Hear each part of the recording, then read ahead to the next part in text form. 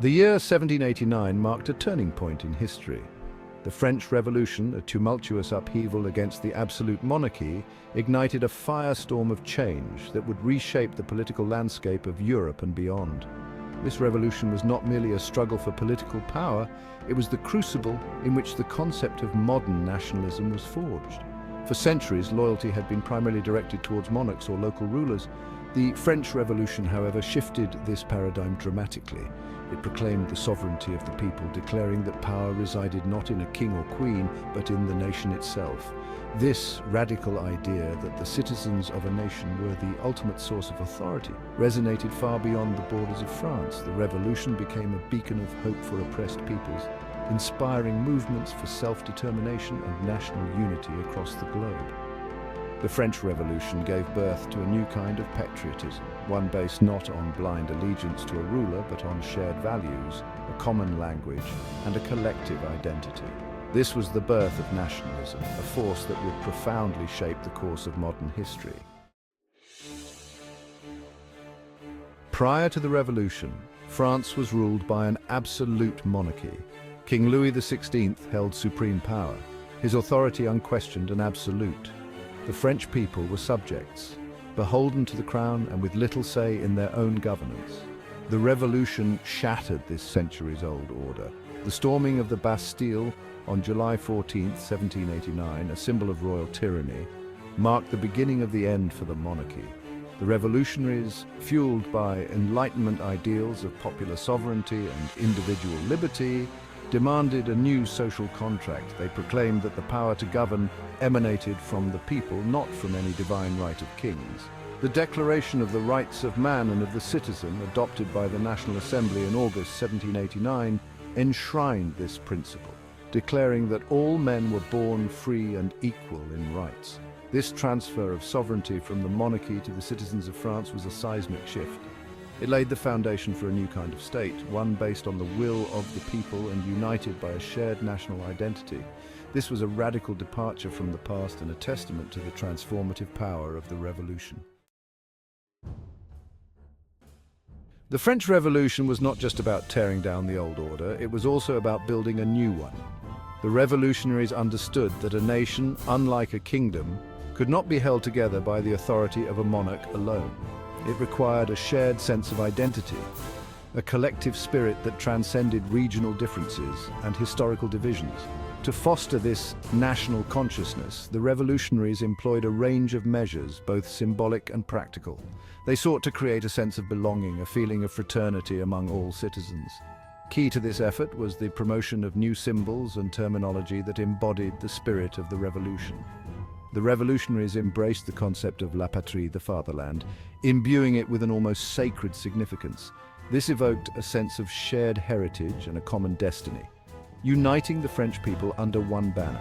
The term le citoyen, the citizen, replaced the old form of address, le sujet, the subject. This seemingly small linguistic shift carried profound implications. It signified a shift from being subjects of a king to being citizens of a nation, invested with rights and responsibilities. Section 4. The tricolour and the assembly embodiments of a new France. Symbols are powerful tools for shaping collective identity. The French revolutionaries understood this well, and they carefully crafted symbols that embodied the ideals of the revolution. One of the most enduring symbols of the French Revolution and of France itself is the tricolour flag.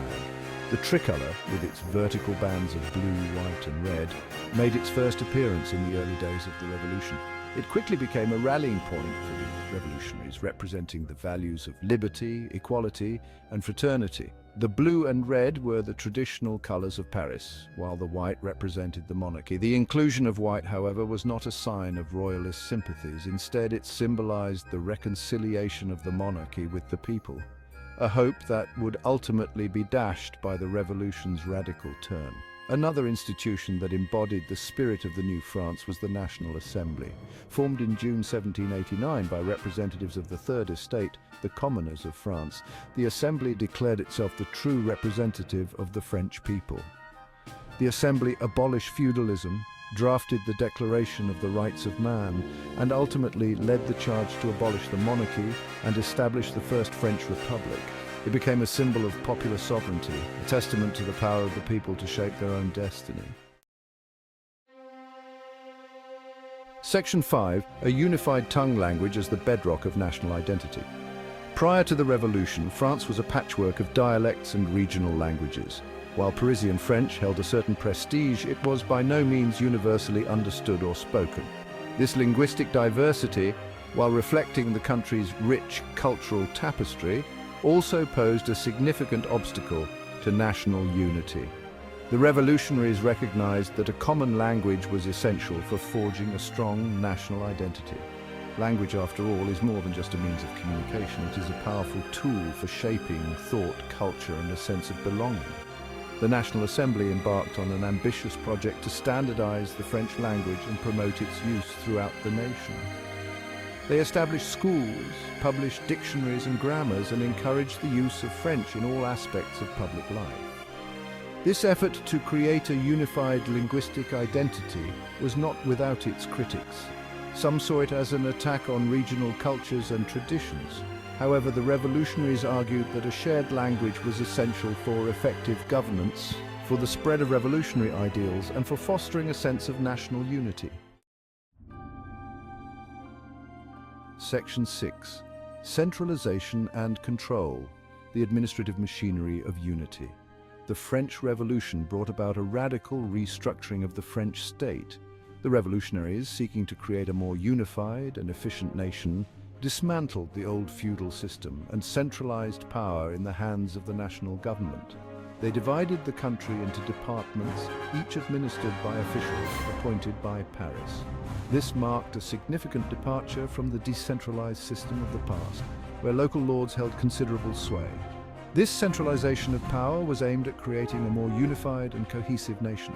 It also reflected the revolutionaries' belief in the importance of a strong central government capable of enacting its will throughout the territory. This new administrative system, while more efficient in many ways, also drew criticism for its heavy-handedness. Critics argued that it stifled local initiative and led to a concentration of power in the hands of a distant bureaucracy. Nevertheless, the centralized administrative system established by the Revolution would become a defining feature of the modern French state.